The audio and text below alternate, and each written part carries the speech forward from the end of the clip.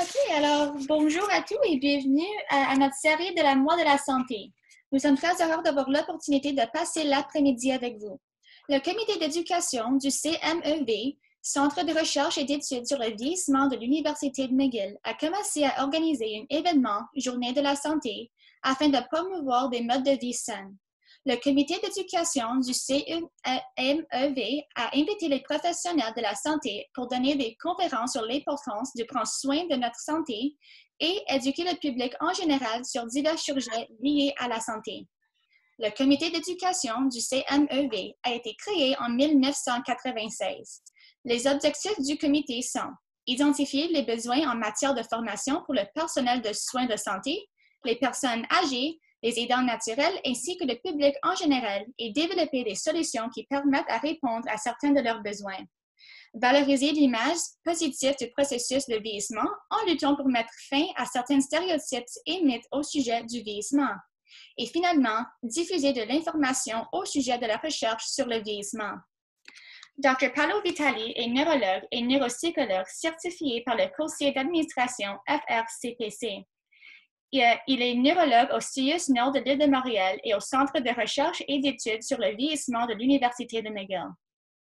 Dr. Vitali a obtenu un doctorat en psychologie clinique de l'Université Vita Salut San Rafael en 2004 et sciences biomédicales ou neuropsychologie de l'Université de Montréal en 2007. Ses recherches portent sur les troubles de langage, aphasie, et la plasticité cérébrale suite à des lésions cérébrales mesurées par des techniques neuroimagerie. Couramment, le Dr. Vitali travaille sur l'évaluation et le suivi des patients présentant des maladies neurodégénératives, en particulier une démence atypique présentant des troubles de langage. Avant de continuer, nous voulons juste vous rappeler de couper le son sur votre microphone sur Zoom et si vous avez des questions, veuillez attendre la fin de la conférence ou tapez-les dans la boîte de discussion sur Zoom. Maintenant, j'invite Dr. Vitali à commencer cette présentation « Évaluation du langage ». Oui, merci Kathleen. Merci beaucoup pour l'introduction. Merci à tout le monde qui est là, qui s'est inscrit. En fait, c'est un plaisir d'être là. Merci au comité organisationnel du MCSA qui m'a invité à donner cette conférence qui va porter sur l'évaluation du langage. Donc, c'est un aspect très important, en fait, des vieillissements normal et pathologique, comme on va voir, en fait. Je vais juste diminuer ça comme ça. Voilà. OK. Donc, on va commencer. De quoi on va parler pendant cette conférence? Donc, je vais vous parler un petit peu des aspects des modifications normales et pathologiques du langage chez la personne âgée. Donc, il y a des modifications qui sont normales et des modifications qui ne sont pas normales dans la façon laquelle nous parlons et donc dans nos habilités du langage. Une question qui est assez souvent demandée et des plaintes qui sont souvent rencontrées. Par exemple, est-ce que c'est normal d'oublier les noms du chanteur, de l'acteur ou de cette personne bien connue, du politicien qu'on voit à la télé, mais on se souvient avec difficulté son nom, son prénom? Est-ce que c'est un phénomène normal? C'est un phénomène pathologique? C'est quelque chose qu'on doit s'inquiéter ou pas? Donc, on va voir d'avoir des réponses là-dessus. Et je vais aussi vous introduire un petit peu, en fait, à certaines pathologies du vieillissement liées au langage, en fait, qui sont donc des pathologies qui se manifestent de façon typique avec des atteintes langagères, comme on va parler surtout de l'AVC, donc de l'accident cérébrovasculaire, ou encore plus des maladies neurodégénératives, donc de la démence, des troubles neurocognitifs qui se manifestent avec tout le langage. Et finalement, on va faire une petite activité à la fin. C'est une thèse de dépistage des troubles du langage chez l'adulte et la personne âgée. Donc, c'est un test qui a été développé par nos collègues de Québec, de l'Université Laval à Québec, en fait. Et c'est un test qui est maintenant assez connu et utilisé en clinique neurologique et neuropsychologique pour effectivement évaluer le dépistage pour les troubles langagères. Je vous encourage, mesdames, messieurs, en fait, à avoir déjà un cahier devant vous, si c'est possible, un stylo, et pour une petite activité qu'on va tenter justement. Ça va être une première parce que on va essayer de faire ça via Zoom, en fait. Donc, ce n'est pas les milieux plus adéquats, mais on va essayer quand même de faire juste en s'amusant. On fait aucune indication concernant vos habiletés langagères suite à ça. C'est juste pour s'amuser un petit peu. Voilà, donc j'aurais bien aimé faire un petit sondage, mais malheureusement, avec on peut pas les faire via cette plateforme Zoom. Donc, on va essayer de juste en discuter. Si vous voulez intervenir, ça ferait grand plaisir déjà là, avec vous. On n'est pas beaucoup, on n'est pas très nombreux en fait. Donc, même si on va faire ça des choses un petit peu plus interactives, il faut juste décrocher là, les signes du microphone. Vous pouvez intervenir à tout moment. Donc, la question que j'aimerais bien vous poser est la suivante. Quelle est votre plainte cognitive la plus fréquente et la plus inquiétante? En fait?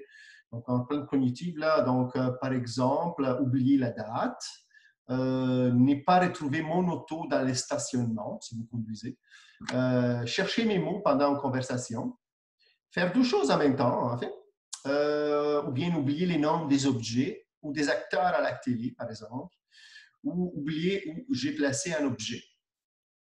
Est-ce qu'il y a quelqu'un qui, par hasard, a le goût d'intervenir, à dire quelque chose là-dessus? C'est quoi leur plainte qui l'inquiète ou que c'est quelque chose qui si vous n'êtes pas obligé, hein? On va passer tout de suite après si ça vous intéresse. Si vous ne vous sentez pas à l'aise d'intervenir, là, aucun problème.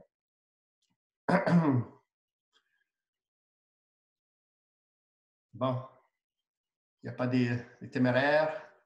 C'est correct, là. C'est pas grave. On va, c'est quand même des plaintes qu'on voit très fréquemment. Et bien, justement, ça, c'est les résultats d'une étude qui est actuellement en cours d'écriture chez les groupes des Dr Brambati, en fait, qui s'occupent beaucoup de tout le langage à l'Université de Montréal. Et on voit ça, c'est les résultats d'un questionnaire qui a été proposé à des personnes âgées en très bonne santé cognitive. Et on voit que parmi les plaintes les plus fréquentes, celles qui se trouvent en bas du graphique, en fait, là, qui sont encerclées en rouge, vous voyez qu'oublier les noms des objets et oublier les bons noms lors des conversations est une plainte très, très, très, très, très fréquente qui ressemble beaucoup en fréquence à oublier des affaires, oublier où est-ce que j'ai placé certains objets. Donc, c'est des plaintes assez fréquentes, souvent de nature bénigne aussi, un fait qu'on voit chez toute personne, et notamment un petit peu plus chez les personnes âgées. Donc, les plaintes de langage sont vraiment quelque chose qui est au cœur des inquiétudes et des préoccupations des personnes qui sont en train de vieillir.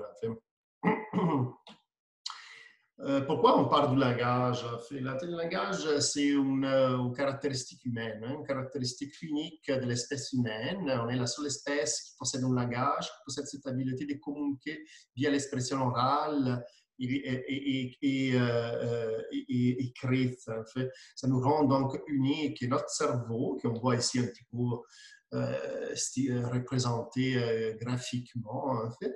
Donc, notre cerveau a évolué au cours des millions d'années, en fait, pour donc être en mesure de pouvoir exprimer et comprendre ce que les autres nous communiquent. En fait, il y a toutes des aires qui sont surtout autour de la région périsylvienne de l'hémisphère gauche qui se sont donc adaptés et se sont modifiés pour pouvoir donc répondre à ces besoins. Et on sait qu'avec les modifications normales ou pathologiques du vieillissement, bien aussi notre cerveau, comme tout organe dans notre corps, est destiné à subir certaines modifications et à être plus ou moins performant selon les degrés d'atteinte. Mais qu'est-ce qu'on peut s'attendre, par exemple, dans un vieillissement normal? Dans les vieillissements normaux, les langages, c'est quand même, somme toute, assez préservés. Les habiletés langagères, tout ce qui est les connaissances, les vocabulaires, donc notre magasin dans lequel pige nos mots, en fait. Donc, on appelle ça le lexique, en fait, là, le lexique mental demeure assez riche, assez vaste tout au long de notre vie. On est capable d'apprendre de nouveaux mots. On est capable de l'utiliser. Peut-être, en fait, l'accès lexical, donc notre habileté, notre capacité à aller piger de façon rapide et efficace les bons noms peut être touché un petit peu plus long. Donc, une récupération, on manque du mot, on cherche du mot. C'est un processus qui peut être un petit peu plus long en vieillissant, mais les vocabulaires demeurent riches tout au long de notre vie. On est capable aussi d'utiliser les contextes. Donc, en vieillissant, on peut dire qu'on est plus sage, on a plus de connaissances. Les connaissances demeurent, sont toutes assez préservées. Et ces connaissances antérieures peuvent nous aider à comprendre les contextes, à mieux comprendre ce qui se passe, même les conversations qui arrivent. Et donc, on est capable d'intégrer les nouvelles connaissances dans notre réseau de connaissances qui est déjà ancré et déjà actif dans notre cerveau. Donc, on est capable d'intégrer des nouvelles informations langagères dans ces réseaux qui est préservé. Et on a la tendance, les études montrent qu'on a la tendance à utiliser plus des mots abstraits par rapport à des mots concrets, chose qui n'est pas nécessairement une mauvaise chose, en fait. Par contre, on voit qu'on a tendance à utiliser de plus en plus ce qu'on appelle des hésitations ou des disfluences, en fait. Donc, des hésitations comme c'est ces genres d'hésitations là, dans les langages, on les voit de plus en plus en vieillissant, ou des mots de remplissage, des mots passe-partout, ce que j'appelle, ou des mots de remplissage comme quoi, tout voir, et bien, qui parsemènent un petit peu notre langage spontané en conversation spontanée. Des mots passe-partout, là, comme chose, machin truc, bidule. Donc, ces mots qui reviennent fréquemment. Donc, là, il y a un usage plus accru de ces mots passe-partout. La grammaire aussi là, devient un petit peu moins complexe. Les phrases sont plus courtes, moins élaborées, si on veut. Les subordonnés sont moins utilisés, la forme passive est un petit peu délaissée en faveur de la forme active, et donc les phrases sont plus simples, on va dire, en fait. Et puis, il y a ces phénomènes bien connus de tout le monde, je suis certaine. En fait, moi, ça m'arrive très, très, très régulièrement. Donc, les épisodes sur le bout de la langue, en fait, cette sensation d'avoir les mots, hein, on les connaît, on connaît sa longueur, on connaît à quoi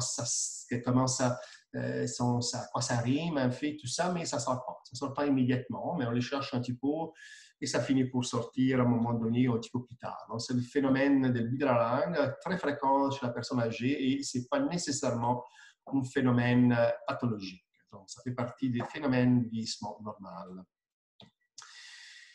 Il y a d'autres facteurs qu'on peut rencontrer chez la personne âgée, malheureusement, en fait, surtout chez la personne âgée, en fait, mais pas nécessairement, qui peuvent nuire à une communication efficace. On les connaît. La surdité, moi je les vois régulièrement chez mes personnes âgées à l'hôpital, en fait. Ça peut être vraiment pénible, une conversation chez une personne avec un trouble auditif non appareillé, là, comme on dit. Ça peut vraiment donner l'impression qu'on a affaire avec une personne avec des gros problèmes cognitifs, mais non, c'est juste que la personne n'entend pas. Et elle a de la misère à comprendre ce que je lui dis, la misère à se faire comprendre aussi, parce qu'il est comme décontextualisé du contexte. En fait. En plus, maintenant, on porte des masques, en fait, là, et ça, c'est vraiment pénible, en fait, pour les gens qui ont des problèmes auditifs, en fait. Là. Donc, ça pose un gros problème. La perte visuelle ici, là, des fois, on s'appuie sur notre capacité à lire sur les lèvres pour nous aider un petit peu à interpréter ce que l'autre personne est en train de nous dire. Et une perte visuelle de l'acuité ou encore si on ne la met pas dans nos lunettes, ça risque d'être plus difficile. Il y a un autre problème d'articulation. Donc, l'articulation, c'est tout ce qui est les aspects moteurs, articulatoires là, de la voix qui peuvent nuire en communication efficace. Là. Donc, il y a beaucoup de facteurs liés à l'articulation. On parle des dentiers, les dentiers.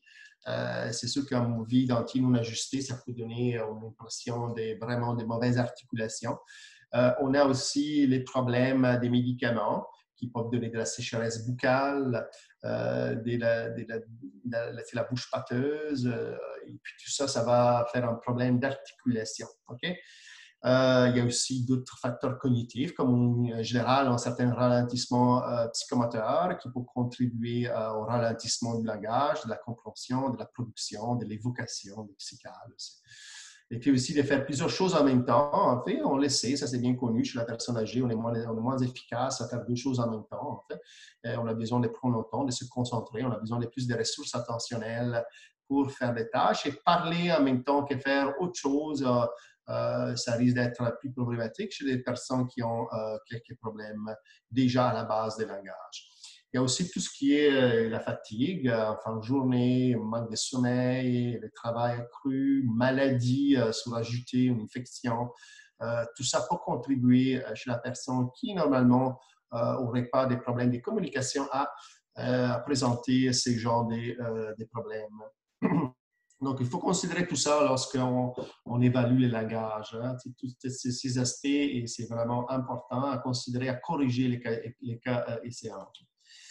Un autre point que j'aimerais bien porter à votre attention, est-ce que souvent il y a on mélange entre les plaintes des mémoires, donc la mémoire et le langage. En fait.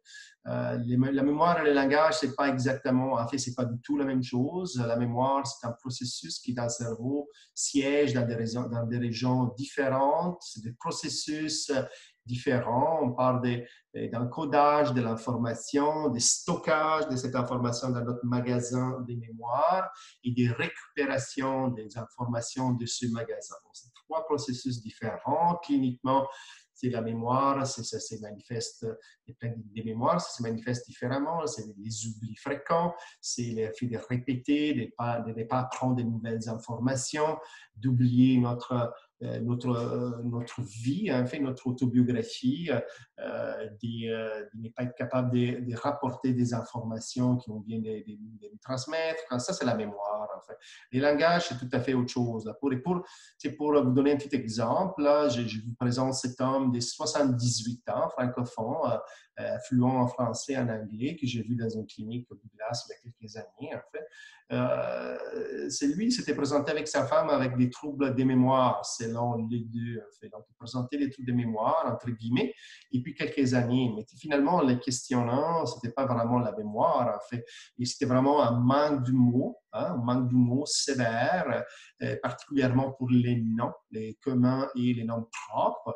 Il avait perdu les connaissances des noms des personnes célèbres, des lieux et même des rues qui étaient près de chez lui. En fait, il ne reconnaissait plus les acteurs à la télé, il ne savait plus les nommer, même les plus simples. Et même après, en fait, il ne les reconnaissait plus. En fait, il avait de la misère aussi à reconnaître certaines choses bien connues comme Walmart, le Carrefour Laval, la station Côte-Vertu, qui était juste à proximité de chez lui.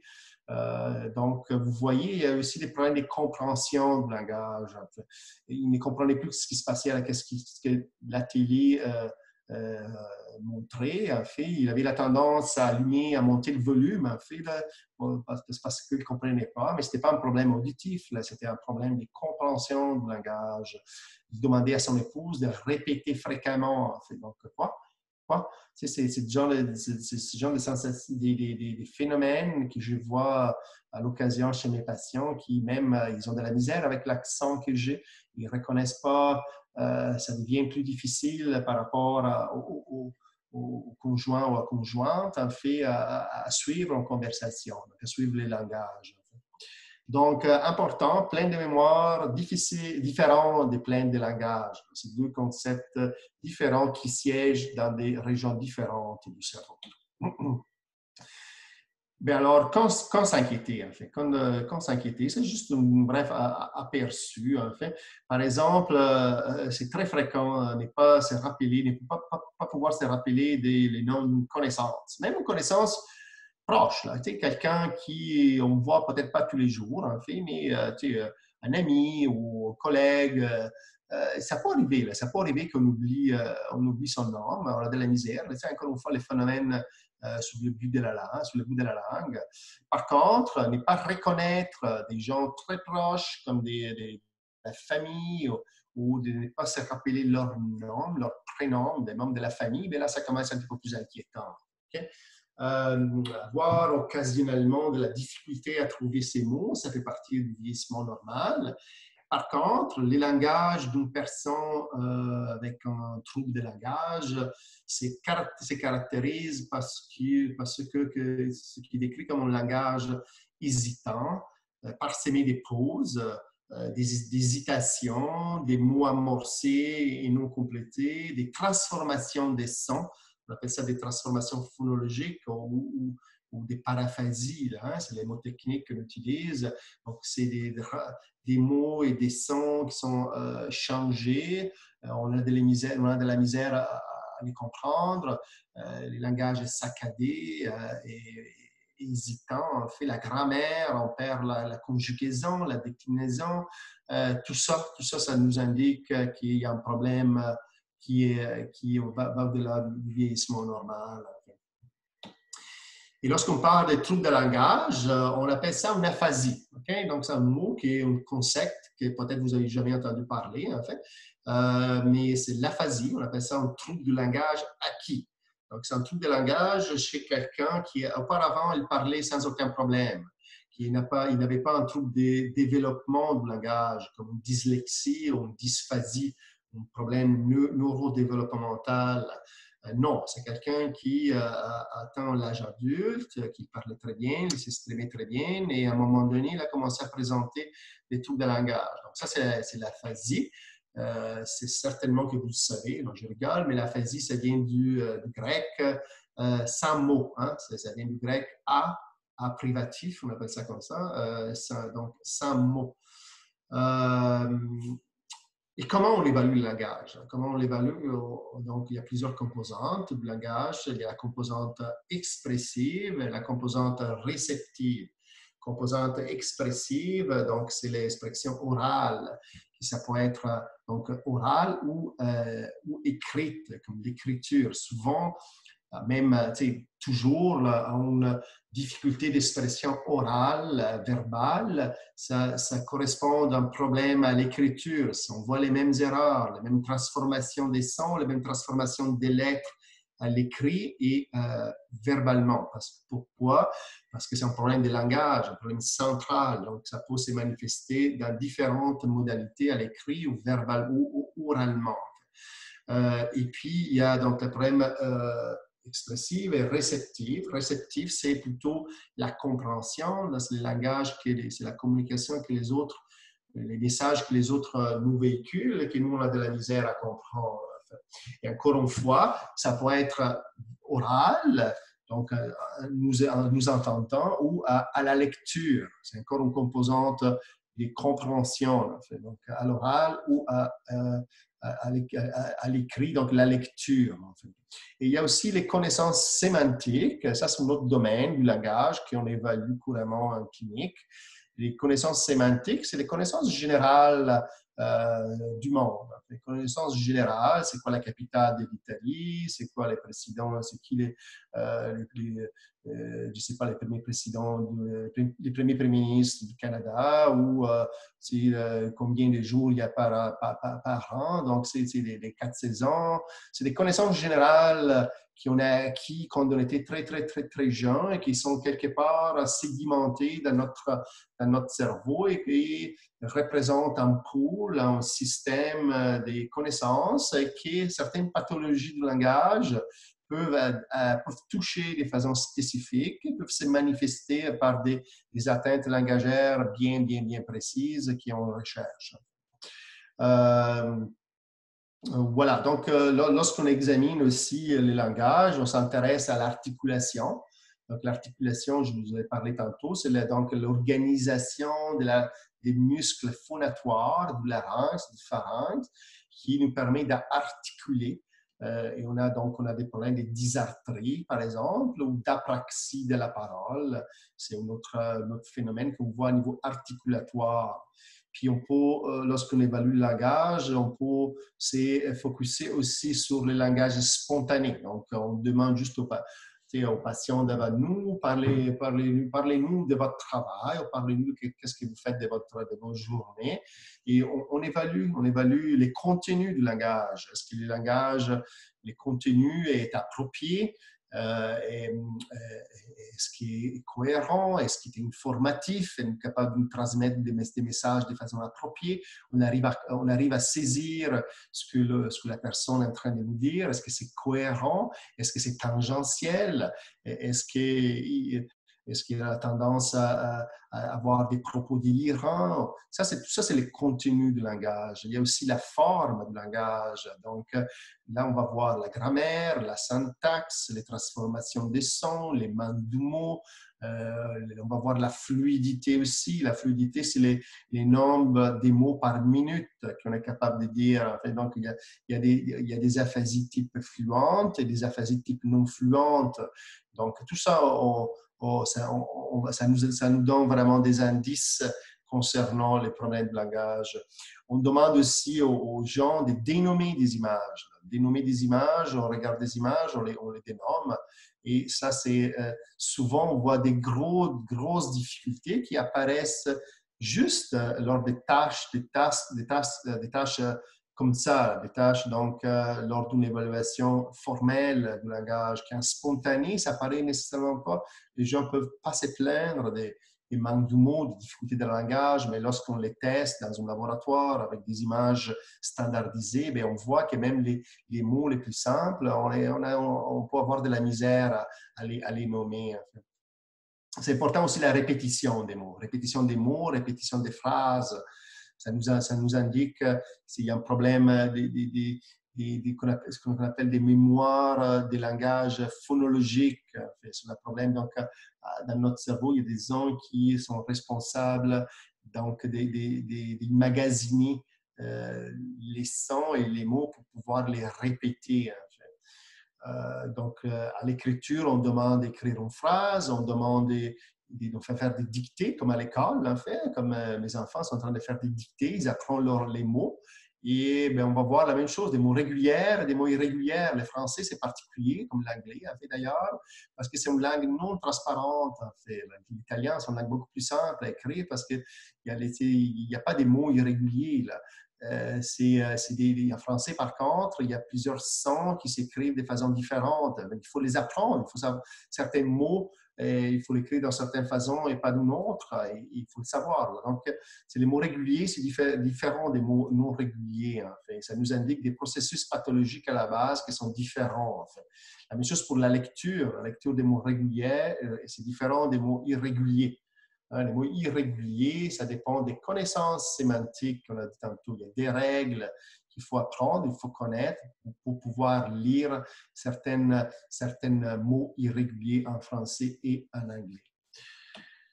Par exemple, là, je vais vous donner quelques exemples, pas pour vous faire peur, en fait, là, mais pour voir là, à quel point certaines personnes ont de la difficulté et ont des problèmes de langage, ce qu'on voit en clinique. Ce n'est pas aussi connu que les problèmes de mémoire, comme la maladie d'Alzheimer classique, qui a des problèmes de mémoire. Les gens, ils ne reconnaissent pas qu'il y a des problèmes de langage qui peuvent être présentes. Donc, ça, c'est par exemple, c'est un exemple, en fait, de quelqu'un qui a une grosse difficulté à dénommer les images. C'est bien, qu'est-ce que c'est? Mais le mot ne vient pas, le premier.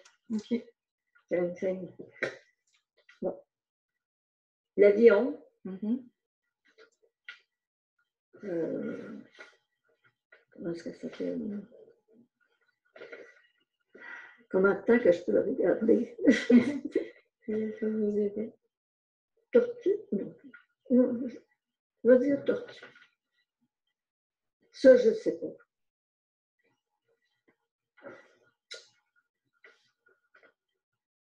Ça, c'est une bébête, là, mais mon Dieu, il y en a tellement.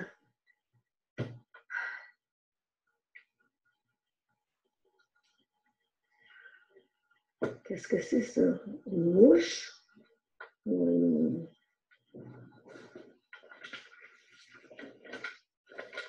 ne sais pas. sur la pomme, le bras et la main. Je ne sais pas si c'est correct.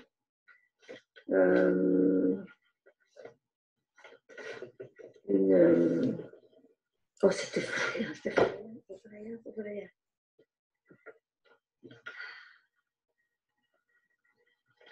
Peux-tu revenir après? Oui. Bon, puis ça non plus, je ne sais plus qu'est-ce que c'est, ça. C'est pour manger, mais...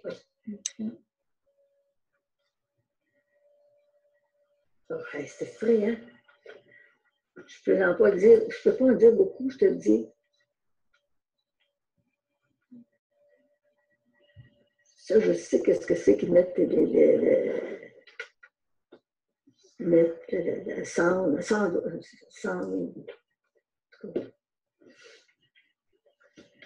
l'asperge.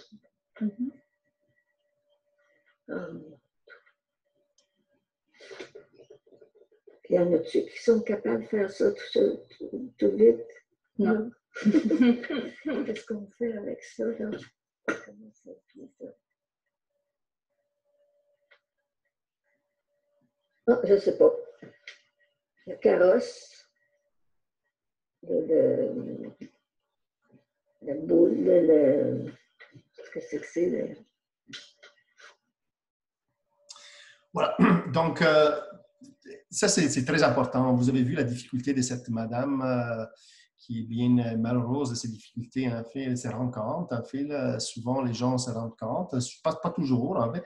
Mais vous voyez que dans un test comme ça, formel, on demande des objets bien précis. Là, où c'est ça? On ne peut pas tourner autour de la question, il faut savoir. Puis elle nous a donné quand même des indices très importants en fait de sa difficulté. Là. Vous ne l'avez certainement pas remarqué, mais par exemple, pour crocodile, il a donné tortue. Hein? Vous voyez, c'est quand même assez particulier. Là. C'est vraiment, on voit qu'il n'y a pas juste un problème d'accès aux mots, c'est vraiment un problème de reconnaissance d'objets. Donc, les connaissances sémantiques chez elles sont très, très dégradées, très déficitaires. Aux fourmis, elle a dit bibi d'abord, puis elle a dit mouche. Ça, c'est quelque chose aussi de très particulier. Là, on utilise, ça, on appelle ça des paraphasies sémantiques. Hein? Des paraphasies sémantiques, ça veut dire des mots qui sont liés sémantiquement, en fait, mais ce n'est pas les bons mots. Là, okay? Donc, les mots les plus simples, pomme, bras, main, étaient capables, mais les plus difficiles, c'était cendrier. Ça, c'était, vous voyez, il y avait des approches phonologiques ou sémantiques, cendre. Il essayait carrosse pour ça, là, pour poussette, là, c'est carrosse. Elle a dit, vous voyez, il y a des approches, donc des circulations et des paraphasies sémantiques. Cette madame souffre de ce qu'on appelle une démence sémantique, donc un problème du langage, une démence sémantique où c'est vraiment les connaissances sémantiques sont dégradées. En fait. Et cette connaissance cette perte de connaissances se manifeste avec une atteinte du langage, de la dénomination, surtout qui est très, très, très, très touchée chez cette dame. Donc, ça, c'est aussi, je vous ai parlé de l'écriture, en fait. Regardez, on appelle ça la dysorthographie. Là. Donc, par exemple, encore une fois, feuillage, vous voyez qu'il y a des erreurs, on appelle ça des hyper-régularisations, en fait. Là. Comme écrit psychologue, ça manque la Y, ça manque la H, donc psychologie, en fait. Là. Donc, il y a aussi des répétitions, des P, des lettres, en fait, là, qui se répètent. Donc, il y a comme une hyper-régularisation. Donc, là, cette personne, cette patiente, comme je vous disais tantôt, les mots réguliers comme fraise, histoire, pipe, en fait, là, vous voyez, c'est régulier, c'est simple, elle est capable de l'écrire, mais les mots irréguliers qui nécessitent des connaissances des lettres, des sons du mot qu'on a acquis lorsqu'on allait à l'école, sont perdus. Là. Donc, cette dissociation entre mots réguliers et mots irréguliers, c'est très important. Ça nous indique effectivement une perte sémantique, en fait, même silhouette, vous voyez. Oups. et hirondelle aussi, là, si on perd la H. Donc, tout ça, c'est une dysorthographie. On appelle ça une dysorthographie. Ça peut nous indiquer des différents patrons d'attente du langage aussi. Je vous ai parlé encore des connaissances sémantiques. Les connaissances sémantiques, on les teste, par exemple, ce test bien connu, le test pyramide et panier, en fait. On demande, par exemple, de choisir entre ces deux, donc un palmier et un sapin, par exemple, en fait. C'est quoi entre deux items? C'est lui qui est plus proche à la pyramide, en fait. Là, vous voyez, donc, bien sûr, c'est le palmier, hein, parce que les deux se trouvent en Égypte. Okay? Donc, c'est ce lien qui est bien préservé, qui est bien reconnu et connu chez la plupart du monde en santé cognitive, qui ont un certain niveau de scolarité aussi, bien sûr, mais vous voyez que ces liens peuvent être perdus, hein, dans certaines formes des troubles de langage. Et il y a aussi l'identification des personnes célèbres, en fait. Chez quelqu'un d'un certain âge, ne pas reconnaître JFK ou Elvis Presley, en fait, ça peut être un signe, ça peut être quelque chose, là, un signal qui quelque chose ne va pas. Là, peut-être chez les jeunes, les plus jeunes, bien sûr, c'est pas la même chose, mais chez quelqu'un d'un certain âge, c'est des personnages qu'il faut connaître, en fait, parce que c'est comme tellement dans notre, on les a vus tellement de fois dans la télévision, sur les journaux, tout ça, bien sûr, ça peut arriver qu'on ne reconnaît pas un, là, mais si ça devient quelque chose, on ne reconnaît pas une dizaine, et ça nous indique qu'il y a un problème. En fait, comme ne pas reconnaître la tour Eiffel, les Colossés, c'est des choses qui sont tellement, ça fait partie de notre patron, de notre pool des connaissances générales qu'on doit connaître. En fait. Ça, c'est des connaissances sémantiques, donc on peut les tester à travers ces genres de tests. En fait, bien sûr, ils sont normés. Hein? On demande à plusieurs personnes de passer ces tests. On choisit les items qui sont connus par la plupart du monde. En fait, le plus simple, le plus difficile. Et puis, on va tester chacun selon leur groupe d'âge et leur niveau de scolarité. Okay? Ça, c'est notre phénomène qu'on cherche, en fait, la praxie de la parole. Donc, ça, c'est un exemple de quelqu'un qui présente une apraxie de la parole. C'est un problème plus moteur, articulatoire, des sons du langage. Choisis un exemple. Madame, répétez avec moi. Ça, c'est moi. Bonjour. Bonjour. Géographie. Géographie. Bibliothèque. Bibliothèque. Monsieur. Monsieur. Saskatchewan. Saskatchewan. Mais non, répétez le plus vite possible. Saskatchewan 5 fois. Saskatchewan, Saskatchewan, Saskatchewan, Saskatchewan. Allez-y.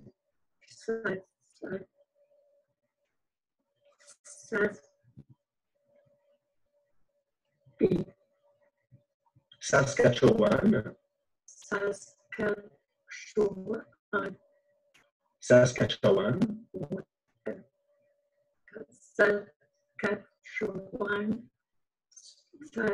Saskatchewan. Saskatchewan. Voilà, donc ça, on appelle ça la praxie de la parole. Hein. C'est un problème, donc vous voyez, le langage est hésitant, est très long, il y a des distorsions des sons, il y a c'est très sensible à la difficulté articulatoire de la parole. Donc des mots simples comme bonjour, c'est facile, c'est bien répété, mais les mots plus complexes au point de vue du son, comme Saskatchewan, géographie, ou tout ça, c'est des mots ça prend plus des planifications articulatoires. Et là, c'est là que les problèmes sortent. Hein. Donc, ces gens, des patients ont vraiment une difficulté à un langage hésitant, très long, avec des distorsions des sons. Donc, ça, c'est un autre type de problème qu'on peut voir en clinique et ça nous indique un autre genre de pathologie. C'est très différent de la madame avant qui avait des troubles de dénomination, son langage, vous voyez, son articulation était parfaite, là. Elle n'avait pas de problème à répéter Saskatchewan, Saskatchewan, elle était fluide dans ce sens-là. Mais cette dame, par contre, son langage est beaucoup plus long et difficile au plan articulatoire. Madame, il y a un autre problème qu'on peut voir, les problèmes des répétitions des phrases. Là aussi, vous allez voir, cette dame, elle répète de façon très vite les mots simples ou les phrases simples, mais dès que les phrases deviennent plus longues, pas nécessairement complexes, mais plus longues, juste plus longues, subitement, elle a une grosse difficulté à répéter ces phrases. Donc, encore une fois, ça, c'est une autre différent des autres qu'on a vu tantôt, un autre problème. Et ça nous indique une autre pathologie. Voici un autre exemple. OK, là, on va demander de vous répéter quelques mots et quelques phrases, madame. OK? On va essayer, là. Essayez. Bonjour. Bonjour. Monsieur. Monsieur, ben là, je suis capable, ceux-là. C'est quand tu vas... On va arriver, là. Donc, ouais, hein? Celui que vous allez pratiquer. Saskatchewan. Saskatchewan, Saskatchewan, Saskatchewan, Saskatchewan, Saskatchewan, Saskatchewan. Ça, j'ai été... Pourquoi?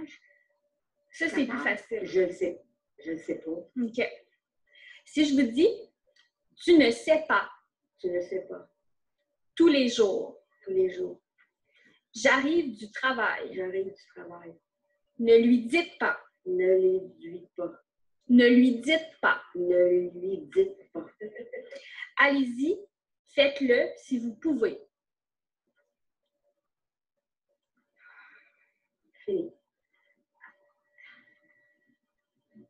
Tu n'es pas un là.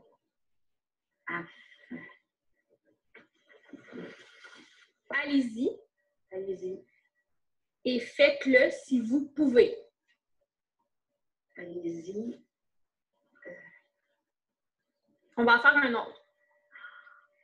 Près de la table, dans le salon. Près de la table. Près du salon.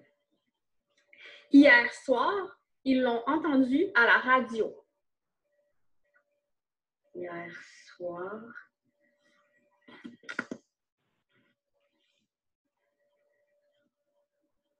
Ils l'ont entendu à la radio. Ils l'ont rendu avec Voilà, donc vous avez vu que ça, c'est tout à fait différent de la personne avant, là, avec les problèmes articulatoires. Pour elle, pour cette dame ici, Saskatchewan, ça ne pose aucun problème, mais c'est plutôt la longueur des phrases qui est ça pose problème. Donc, ça nous indique, encore une fois, c'est un problème de mémoire phonologique. Donc, ici, c'est une autre zone du cerveau. Ça nous indique une autre maladie même, une autre pathologie. OK? Donc, c'est bien important. Bon, maintenant, je vois que le temps passe vite. Là. Je pensais qu'on allait plus vite que ça, en fait. Là, mais bon, j'essaie d'avancer un petit peu. Ça, c'est les causes des problèmes de langage, les problèmes de l'aphasie. Il y a plusieurs causes. Là. Il faut quand même faire il faut faire des imageries, il faut faire des résonances, il faut chercher un petit peu. Là. Donc, les plus fréquents, comme je vous ai dit, c'est les maladies neurodégénératives, les démences ou l'AVC, hein, les lésions cérébrovasculaires. Par contre, il y a d'autres causes qu'on ne verra pas. Il peut y avoir des cancers du cerveau, il peut y avoir des infections du cerveau. On appelle ça les encéphalites herpétiques, une herpès qu'on a à la bouche. Là. Ça peut aller au cerveau et faire des troubles de langage. Okay? C'est rare, mais ça arrive, on le voit régulièrement. L'épilepsie, les traumatismes crâniens, des désordres métaboliques peuvent également se présenter avec des troubles de langage. En fait. Mais les plus fréquents sur lesquels on va s'attarder un petit peu plus aujourd'hui, c'est les AVC et les maladies neurodégénératives. Les AVC, c'est tout à fait différent qu'une maladie neurodégénérative. Les AVC, le début des symptômes, c'est en quelques secondes. En fait. On est bien, bon, ça nous arrive l'AVC et subitement, on perd notre usage du langage. En fait. Okay? Ça, c'est le début classique d'un AVC, c'est le début subi aigu du symptôme. Okay? Par contre, dans la maladie neurodégénérative, c'est plutôt les caractères insidieux, progressifs, graduels dans le temps.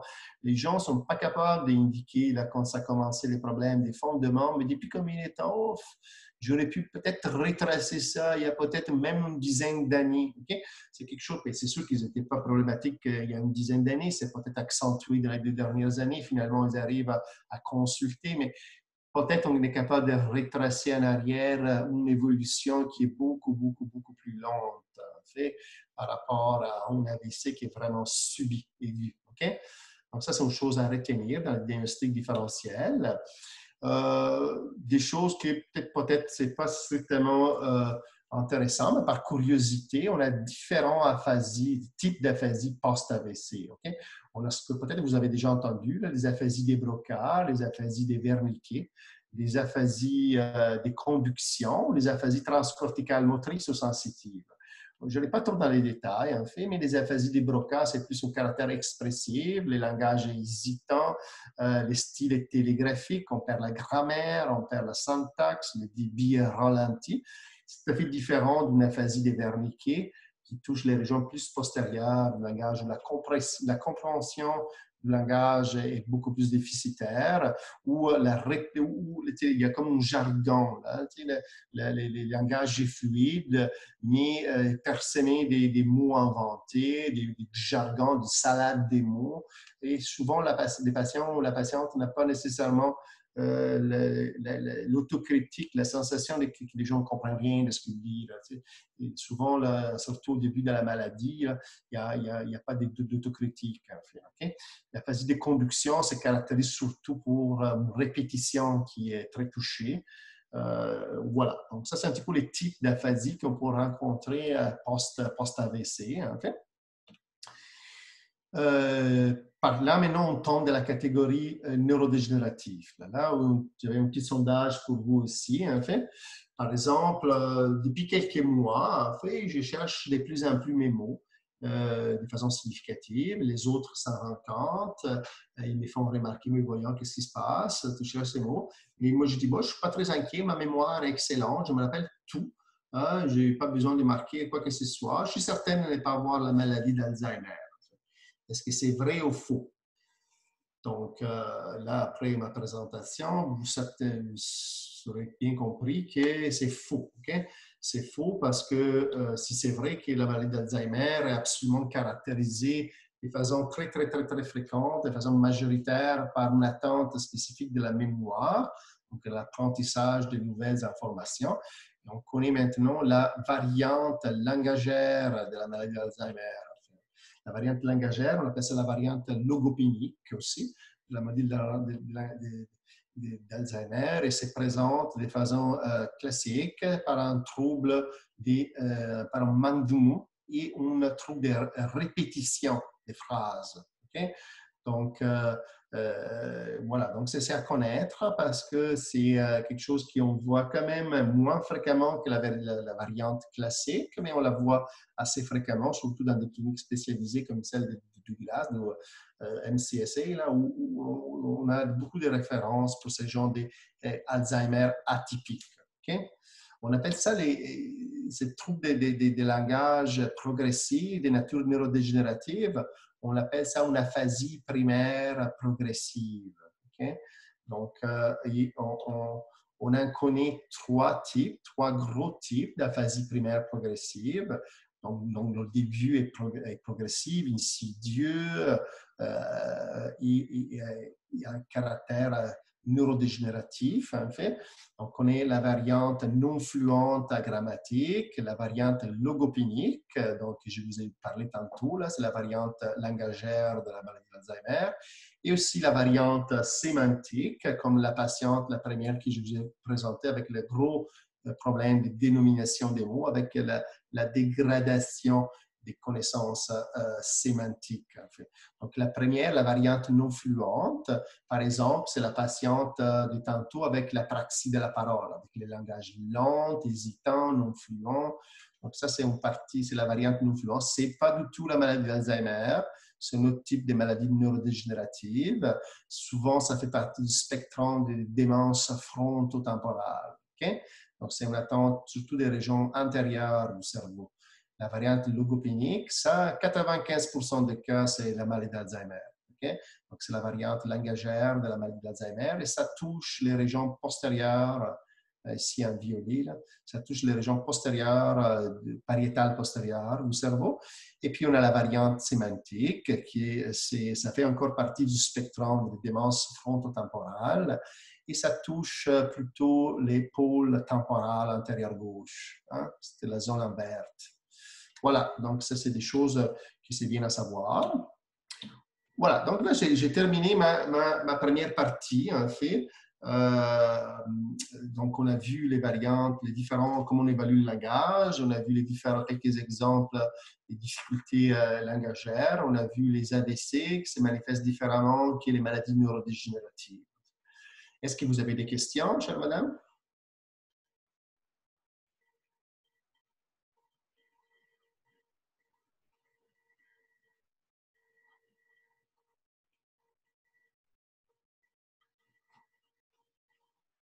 Bon, tout est clair?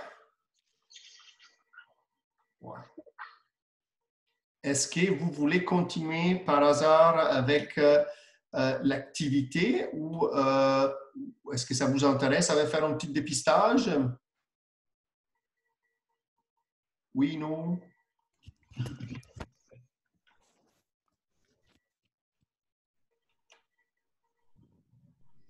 OK. Bon, écoutez, on peut essayer. On a encore peut-être une demi-heure. On avait prévu 1h30, en fait. Là. Donc, ça nous laisse le temps, en fait, de faire... mais là, je demanderai, par contre, plus votre collaboration parce qu'il faut... attendez, est-ce qu'il y a quelqu'un qui m'a écrit? Non. OK. Donc, là, ça c'est... donc, c'est ça, il faut écrire pour que ça réussisse, il faut quand même avoir un cahier, un stylo devant vous pour pouvoir écrire les réponses. OK? On va les coter ensemble. On va les coter et vous allez les coter vous-même, en fait. Donc, ce n'est pas la solution idéale. Normalement, on fait ça vis-à-vis, en présentiel. Et bien sûr, là, même les sons, hein, ça va être un petit peu, je suis certain que ça va être un petit peu difficile à comprendre. Là, les mots à répéter, les choses comme ça. Mais bon, écoutez, c'est juste pour s'amuser, en fait.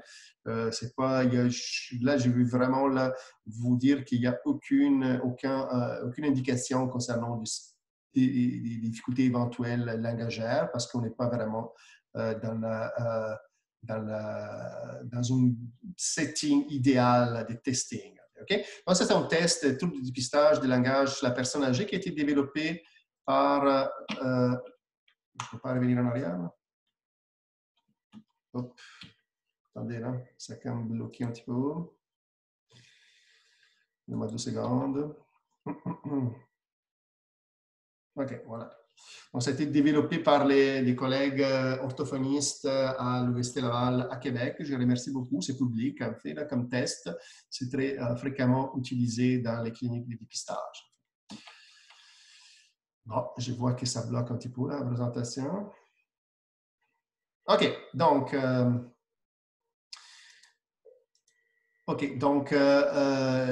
là, vous allez écrire, par exemple, sur votre feuille, en fait, et je vous regarde, vous êtes en train d'écrire. Hein? Vous allez écrire, donc, c'est quoi ça, le premier item? Okay, donc, 3 secondes, mettons.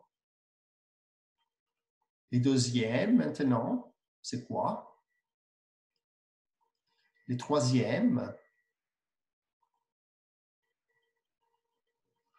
Les quatrièmes, maintenant. Les cinquièmes. Et les sixièmes.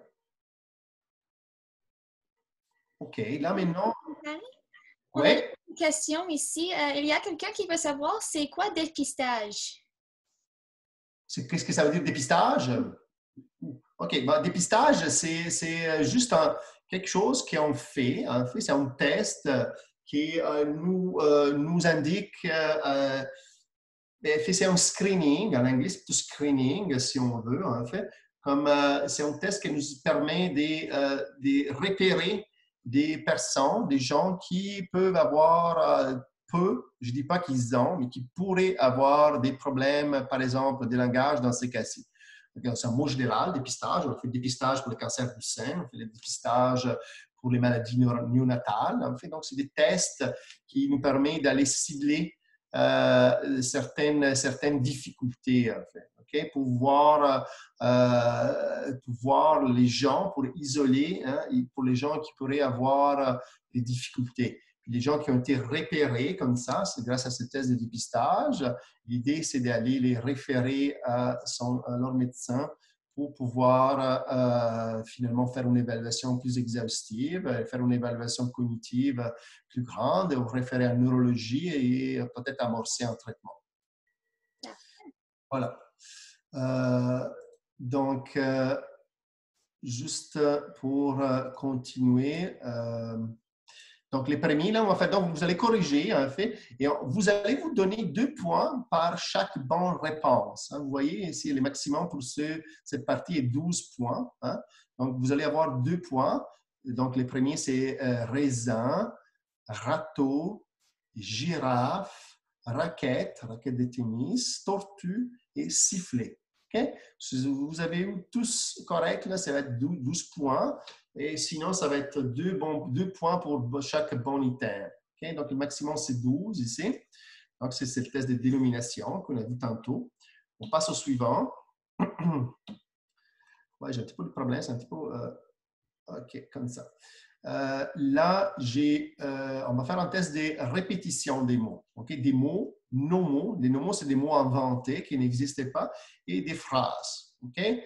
Donc, encore une fois, vous allez vous-même répéter à haute voix les mots que vous allez entendre. Et puis, si vous êtes capable, vous allez vous donner 2 points pour chaque bon item. Et si vous n'êtes pas capable, vous n'allez pas vous donner 2 points. Donc, le maximum, c'est 18 parce qu'il y a 9 items ici. Donc, 2 points, 2 fois 9, ça fait 18. Donc, 2 points par chaque bonne répétition. OK? On va essayer. Pharmacie. Est-ce que c'était clair? Oui, non? OK, c'est bon, parfait, merci. Donc, les premiers. Les deuxièmes. Projectile.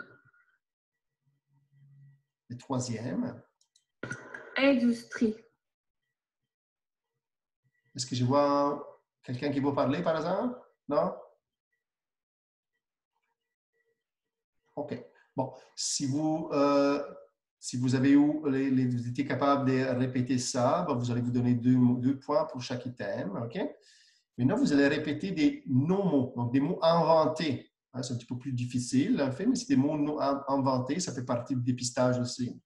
Attention. Dipola. Il faut quand même vous répéter ça. En présentiel, on ne répète pas, mais c'est juste pour s'amuser.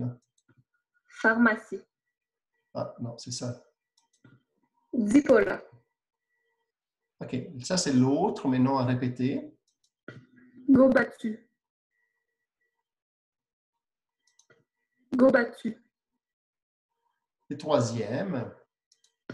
Gros lita. Gros lita. OK. Donc, 2 points par chaque bon item, en fait. OK? Maintenant, les phrases qu'on a vues, les phrases, ça peut être plus difficile. Hein? Les phrases plus longues ne sont pas nécessairement très simples, ces phrases-là. Donc, faites attention, écoutez-moi bien, écoutez bien ma collègue qui a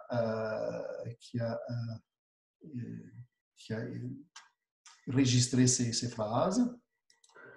Projectile. Non, c'était ça, je m'excuse, c'est là la phrase.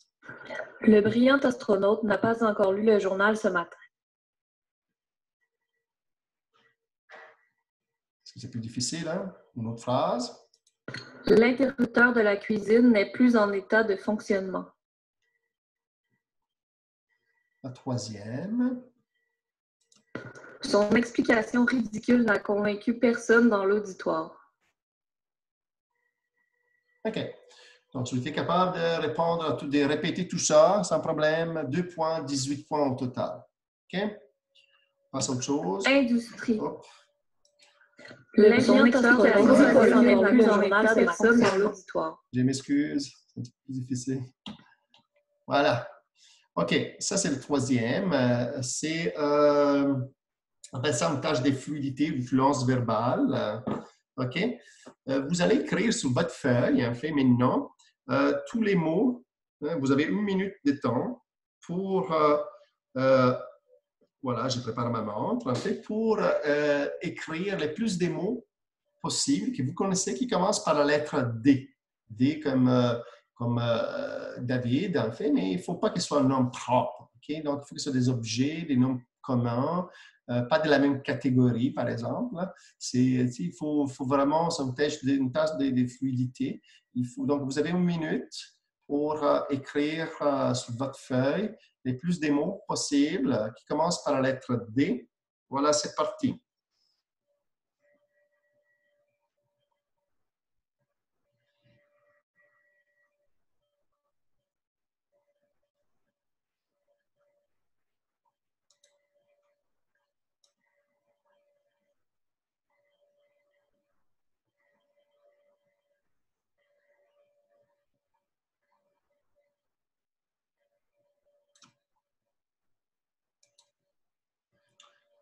Voilà, vous avez encore 30 secondes.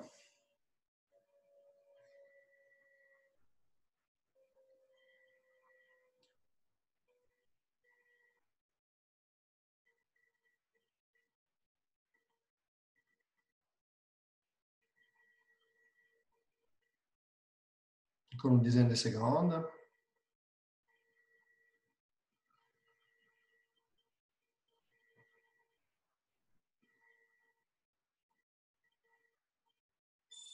Voilà, c'est fini le temps. Donc, là, vous allez compter vos mots, hein, les mots que vous avez écrits. Là, ça dépend un petit peu de votre niveau de scolarité. Hein. Bien sûr, la scolarité, il joue beaucoup. C'est sûr que les gens qui ont plus de scolarité, en général, sont plus avantagés dans ce genre de tâches cognitives langagères, en fait. Si vous avez plus des 12 ans de scolarité, donc c'est une secondaire 4, hein, l'équivalent d'une secondaire 4, mettons, là, en fait, un petit peu plus au niveau collégial, je m'excuse, au niveau collégial, en fait. Ça peut, voilà. Donc, ce qui est normalement attendu, c'est au moins 10 mots. OK?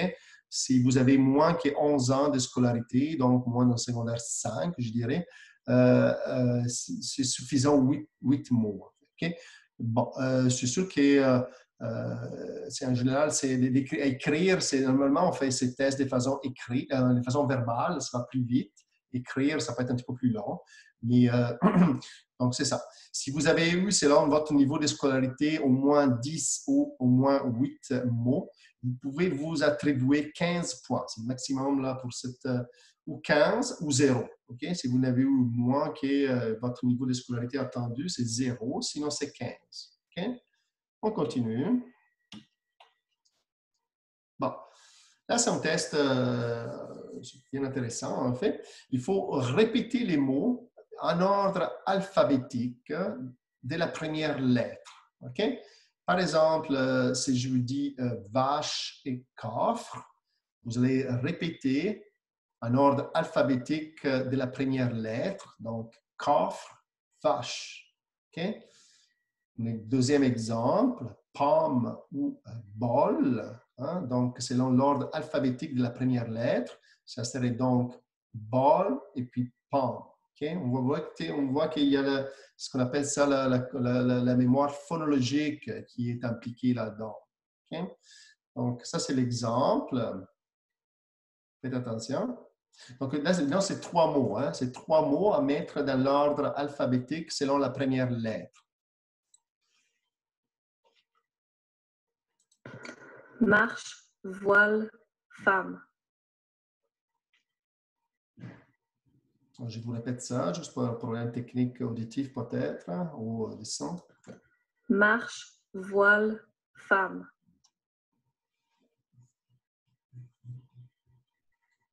Donc, bien sûr, ici, est-ce que vous avez écrit la bonne séquence? Donc, marche, voile, femme. OK. Donc, c'est femme, marche, voile, hein, l'ordre exact.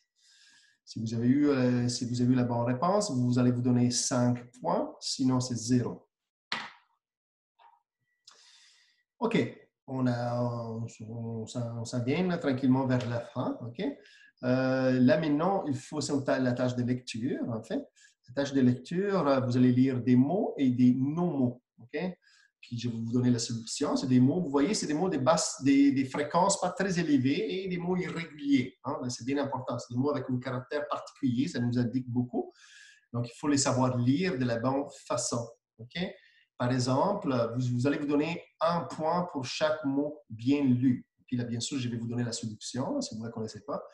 Donc, les premiers, vous allez lire comment vous croyez qu'ils soient corrects. OK? Puis ça, c'est la bonne réponse. Jaguar. Les deuxièmes, comment on lit ça? Et ça, c'est la bonne réponse. Outil. Outil. Hein? Ça, c'est le troisième. Atlas. OK. Atlas. Vous voyez, c'est pas Atlas. Ça peut être... Jaguar. OK. Ça peut être peut-être évident pour vous, mais il y a des gens qui ont de la misère. Hein? Il y a des gens qui ont de la misère qui sont plus capables. OK? C'est ça un petit peu. Il y a aussi les non-mots, hein? Les mots inventés.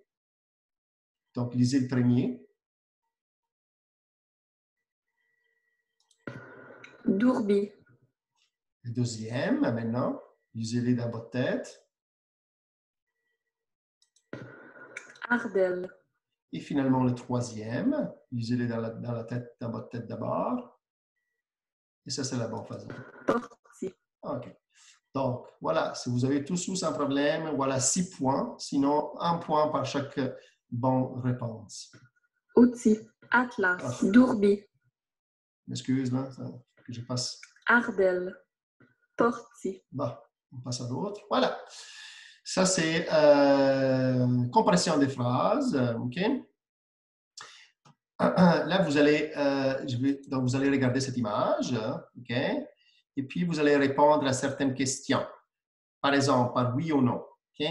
Mettons, si je vous demande, la fille porte les garçons. Bien sûr, c'est oui. Les garçons portent la fille. Non. OK? Donc, ça, c'est des exemples. Maintenant, on commence avec les tests. OK? Vous pouvez toujours répondre dans votre tête oui ou non. Et puis, si c'est la bonne réponse, vous allez vous donner 4 points pour chaque des 3 items. Donc, 12 points au total et 4 points par chaque bonne réponse. Donc, la première, c'est les garçons que la fille porte. Oui, non. C'est les garçons que la fille porte. C'est oui. OK, ça c'est la bonne réponse. Donc, si vous avez dit oui, vous allez avoir 4 points. Sinon, 0 point. La deuxième, c'est la fille est portée. Donc, la fille est portée. Regardez l'image. Est-ce que la fille est portée? Non, la fille n'est pas portée. Donc, si vous avez dit non, c'est 4 points. Si vous avez dit oui, c'est 0 point. Et finalement, la dernière, le garçon est porté par la fille. Oui, non. La bonne réponse, c'est oui. Donc, le garçon est porté par la fille. Donc, si vous avez eu les 3 points, les 3 bonnes réponses, donc c'est 12 points. On avance avec ça, en fait. Donc, c'est la dictée. Maintenant, vous allez entendre des mots, vous allez écrire ces mots. OK? Donc, vous allez les écrire. Donc, par exemple, vous allez écrire... Escompte. Voilà, celui-là. Le deuxième. Escompte. Excusez, c'est le même. L'autre. Deuxième. Archange. Voilà, ça c'est le deuxième. Le troisième. Second. Voilà. On va avec les non-mots aussi. Là. Donc, il faut comme vous faire des idées comment on peut écrire ces mots qui n'existaient pas. OK? Pour l'écrire, c'est selon la façon la plus probable, okay? Selon les règles normales de l'écriture. Audre. Bable. Le dernier. Fuche. Très bien. Donc, ça, c'est les réponses. Donc, la dictée, les premières étaient escompte. Vous voyez? Donc, c'est des mots irréguliers. Hein? Donc, ce n'est pas tout le monde qui est capable de l'écrire. Bien sûr, encore une fois, ça dépend de la scolarité. Hein? Bien sûr, quelqu'un qui a fait une première ou une deuxième année, ben, c'est sûr que ça va être difficile. Mais on tient compte de ça dans le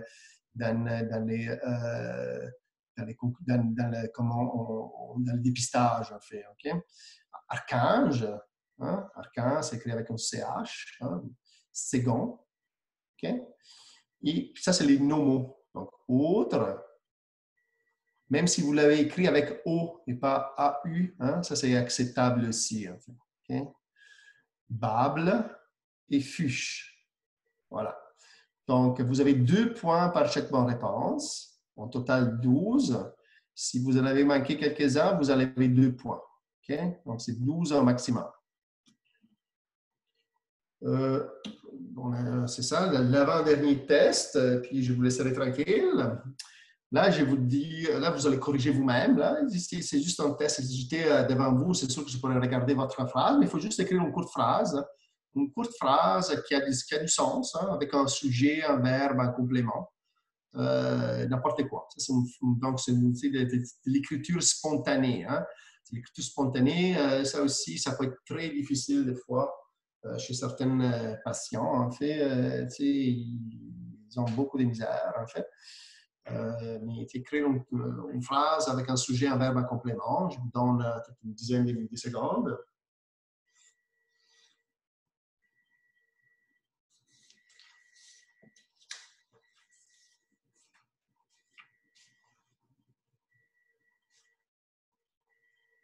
OK, donc ça, je vous laisse juger. Là, je ne suis pas sur place pour pouvoir examiner votre phrase, mais si vous êtes pensé d'avoir écrit une bonne phrase, en fait, n'importe quoi. Même s'il y a des erreurs, pas d'erreurs, peu importe. Ici, on va vraiment voir la capacité d'écriture, d'écrire une phrase, de générer une phrase quelconque, en fait.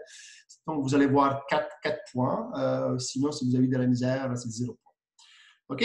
Donc, les derniers, finalement, c'est celui-là. Donc, ça, les premiers anneaux, c'est un exemple. Okay? Il faut identifier parmi les deux mots du bas, par exemple, oreille et œil, en fait, c'est lui qui est plus associé à celui du haut, lunettes, sur les plans du sang. Okay? Il faut choisir entre oreille et œil, celui qui est plus proche des lunettes. Okay? Bien sûr, c'est œil. En fait. Okay?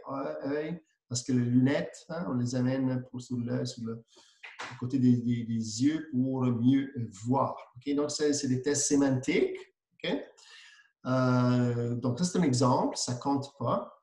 On commence par celui-là. Okay? Celui donc, à gauche.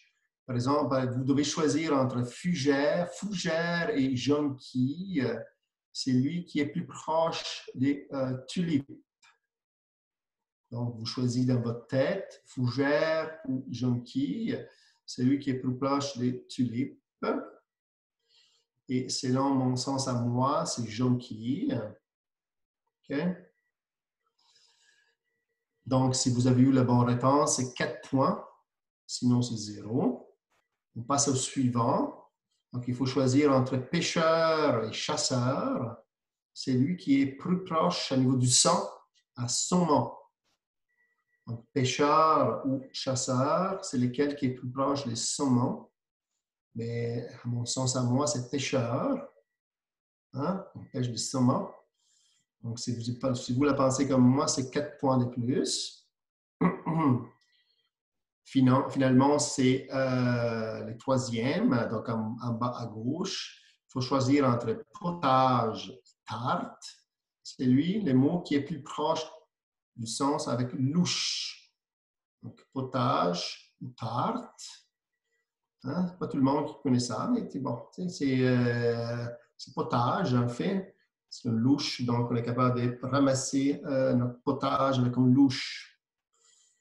Et finalement, entre pendule et balance, lequel est plus proche du point de vue du centre, enfin, à horloge. Et d'après moi, c'est pendule. Okay? Donc, si vous avez eu tout correct, en fait, là, vous avez eu 16 points. Sinon, 4 points par bon item deviné. Voilà, on a terminé notre activité. Donc, vous allez pouvoir faire les additions par vous-même, en fait. Donc, la première tâche, c'était 12, la tâche de dénomination. La deuxième, c'était la répétition, c'était 18 sur 18. La troisième, c'était l'affluence verbale, c'était sur 15 points. Vous allez faire les additions des points que vous avez obtenus. Et quatrième, c'était l'alpha-span, c'était sur 5. La lecture du mot sur 6. La compréhension des phrases sur 12. La dictée sur 12. Et l'écriture spontanée, la phrase, donc sur 4. Et la compréhension sémantique, le dernier test qu'on a fait, c'était sur 16. Voilà, donc le total doit faire 100. Je ne sais pas si vous avez déjà fait vos calculs. Je vous laisse quelques secondes, en fait.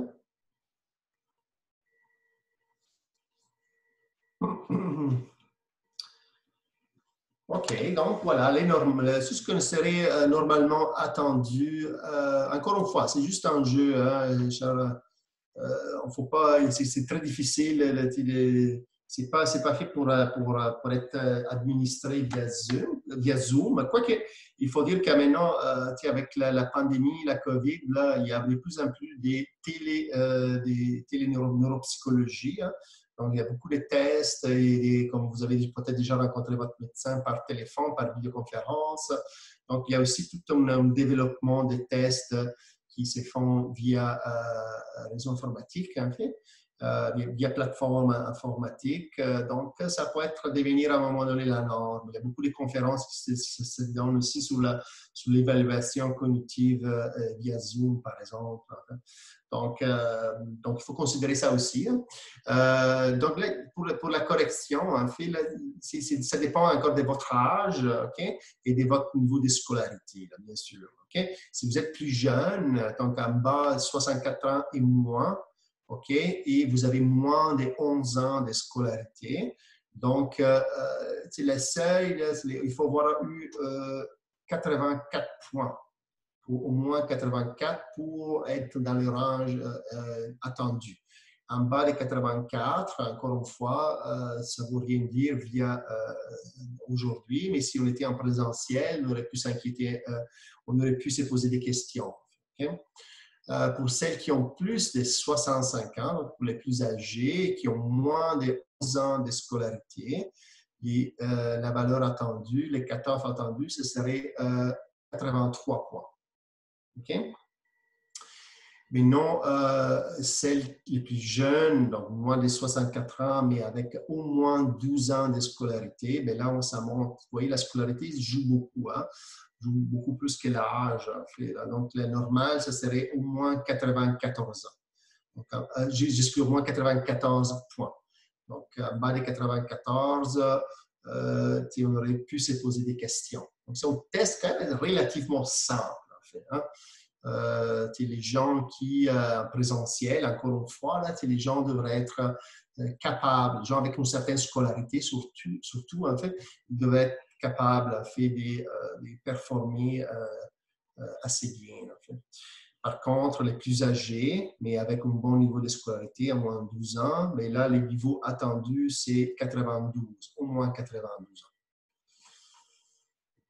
Voilà, donc je ne sais pas c'est quoi vos résultats, peu importe, mesdames, mais si vous êtes les messages, en fait, là, c'est le suivant. Si vous avez des doutes concernant votre langage, il faut en parler avec votre médecin pour pouvoir vous référer à neurologie, pour vous référer à notre centre de recherche McGill d'études sur le vieillissement à Douglas, pour pouvoir faire une évaluation plus attentive. Faire rencontrer un neurologue, rencontrer des spécialistes de langage, des spécialistes neuropsychologues et voir si effectivement il y a quelque chose pour lequel on doit s'inquiéter ou bien ça fait partie du vieillissement normal.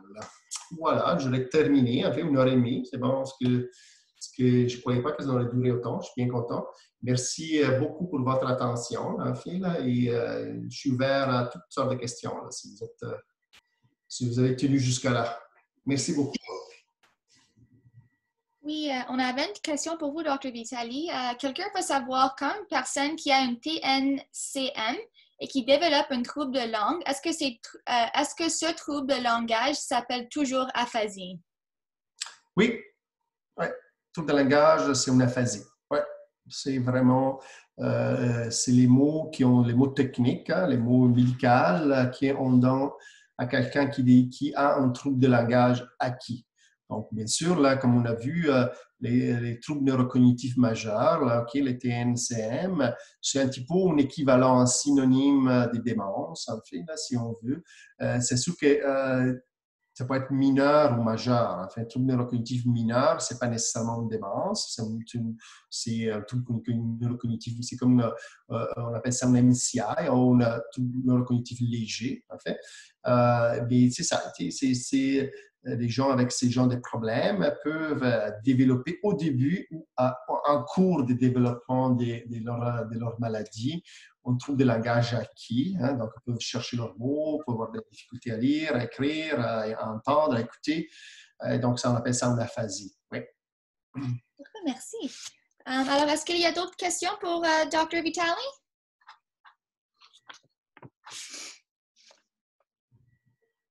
Bon, merci Dr. Vitali pour cette présentation fantastique.